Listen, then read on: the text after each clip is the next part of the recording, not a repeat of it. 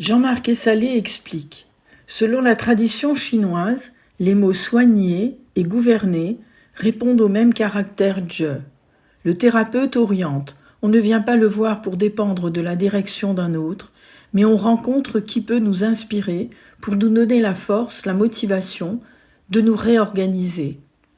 Avant de proposer quelque chose à entendre, à comprendre, à intégrer, dans le cœur et le corps, le médecin, selon la tradition chinoise, est d'abord celui qui écoute. L'écoute favorisée par le silence et la création d'un espace entre le thérapeute et son patient permet l'action du vide médian, ce troisième souffle des penseurs chinois dont nous parlions précédemment.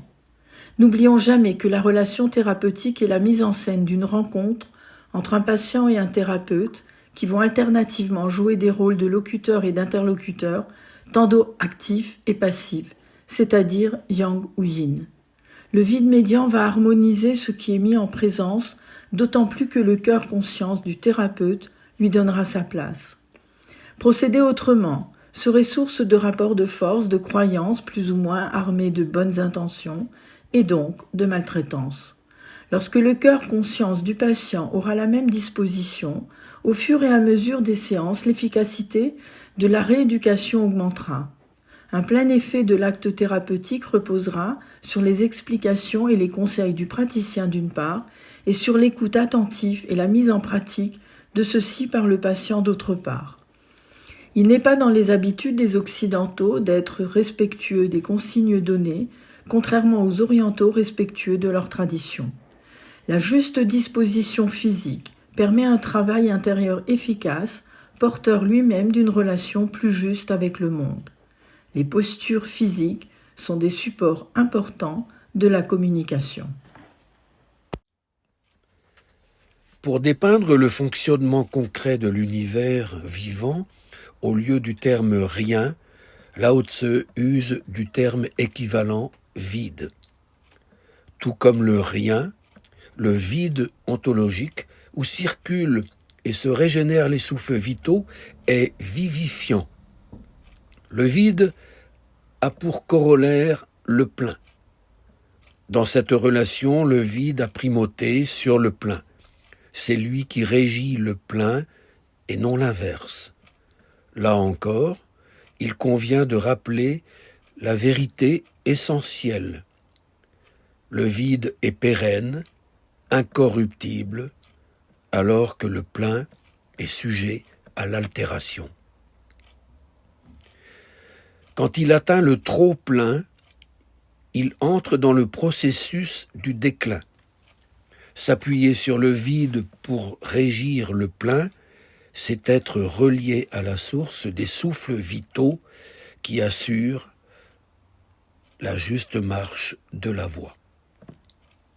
Dans l'univers vivant, il n'est point de recoin où le souffle soit absent. Le fait est confirmé par les astrophysiciens. L'espace est habité par les ondes qui animent et agissent. À partir du souffle primordial, Lao Tse, dans le fameux chapitre 42 du Tao Te Ching, distingue 3 types de souffle vital: le yin, le yang et le vide médian. Le yang, puissance active, et le yin, douceur réceptive, par leur interaction, engendrent et animent entités vivantes. C'est là qu'intervient le 3e souffle, qui est le vide médian. Ce souffle a pour don de réguler ce qu'il peut y avoir de déséquilibre entre le yin et le yang, en suscitant un espace vivifiant au milieu des deux.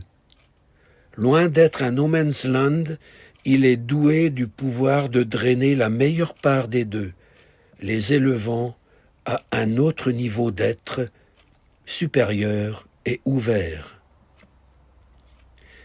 L'idée du vide médian invite à prendre conscience du fait que ce qui résulte de 2 entités lorsqu'elles nouent une relation vitale n'est jamais une simple addition des deux. Une troisième entité est là, visible ou invisible, constituant un dynamique espace en devenir. On peut chaque fois poser la même question fondamentale. Quand le masculin et le féminin entrent en relation, est-ce un simple assortiment des deux? Quand la montagne et l'eau entrent en relation, est-ce un simple côtoiement des deux? Quand la terre et le ciel entrent en relation, s'agit-il d'une simple juxtaposition? N'y a-t-il pas lieu de toujours appréhender ce vide médian circulant où se passe le vrai enjeu, où la vie se transcende en une authentique transformation, voire en une inattendue transfiguration? En élargissant notre propos, nous pouvons dire que le vide médian qui implique l'interaction et le change se révèle un élément fondamental du fonctionnement de l'univers vivant. Il s'agit au sein de la double dimension spatio-temporelle, en y introduisant la discontinuité sous l'apparente linéarité de tout développement. Au travers des exemples concrets, on constate un processus de devenir réciproque dans le rapport entre les êtres et un mouvement de réversibilité dans l'écoulement en sens unique du temps. Ainsi, sur le plan spatial, le vide médian tisse dans tout espace de vie un invisible réseau organique où se trame, pour tous les êtres, un jeu entre le dedans et le dehors, entre l'ici et l'ailleurs, entre le même et le différent, entre l'immanence, la transcendance. Sur le plan temporel, le fleuve du temps semble s'écouler inexorablement vers la mer sans retour. Du point de vue terrestre, cela apparaît comme un fait évident. Pourtant, le vide médian, en établissant la circulation terre-ciel, en provoquant à chaque étape des ruptures, rompt cette fatale linéarité. En effet, l'eau du fleuve, au cours de son écoulement, s'évapore en partie, se mue en brume, puis en nuage, et depuis la hauteur retombe en pluie pour réalimenter le fleuve et sa source. Cette voie vivifiante de source-nuage qui remplace celle désespérante de la pure perte est exprimée de façon magistrale par le distique du grand poète Wang Wei qui dit « Marcher jusqu'au lieu où tarit la source, y assister à la lente levée du nuage, dans cette optique, notre regard qui perçoit la beauté et notre cœur qui s'en émeut donnent un sens à ce que l'univers offre comme splendeur, et du coup, l'univers prend sens, et nous prenons sens avec lui. » Comment concevoir dès lors le soin ? Comme une aide et un soutien dans l'effort pour se réapproprier soi-même. Soigner, c'est alors donner à l'ancien malade le courage de dépasser l'angoisse qu'il ressent devant un corps qui n'est plus sien et qui lui incombe pourtant. L'aider à aimer et à habiter ce corps. Le soignant a ce pouvoir d'investir ce corps de valeur ou d'en révéler des capacités encore inconnues du patient. Le paradoxe du soin tient alors dans le fait de l'accompagner pour qu'il apprenne à être seul, à se supporter soi-même dans tous les sens du terme. Se réconcilier avec lui-même et ne plus craindre de s'effondrer sans tuteur extérieur.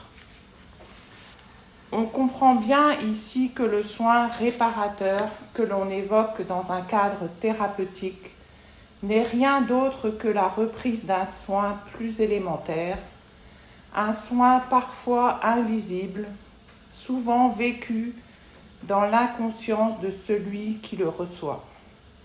L'attention qui seconde l'enfant et l'aide à devenir lui-même, les regards qui le confirment dans son identité, les contacts qui lui permettent de prendre conscience de son corps, dans ses limites, littéralement de sa définition. Sortir de la sidération et de l'effroi que produit le traumatisme, quitter la vie horizontale et confinée qui est souvent celle du malade rivé à son lit. Réinvestir un jeu, vider, lui donner un sens et du corps. Faire réapparaître le goût, le souci et l'amour de soi.